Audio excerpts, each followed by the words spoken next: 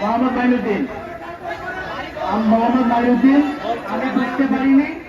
আমি যখন আমার নাম মোহাম্মদ মাইনুদ্দিন, বাবার নাম মোহাম্মদ আয়ুব।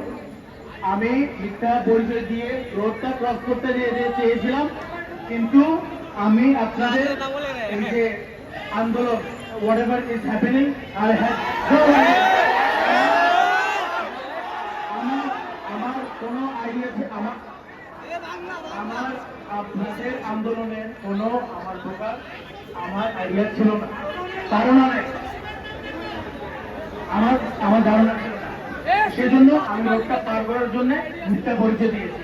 এবং এবং এবং কি আমি আগে বলেছি সেনাপ্রধানের আত্মীয়,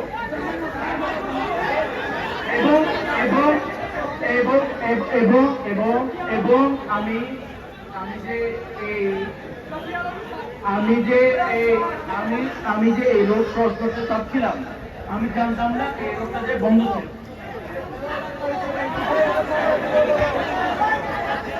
আমি সবার কাছে অনুতপ্ত এবং সবার কাছে মাফ চাচ্ছি, আর সবার থেকে মাফ চাচ্ছি।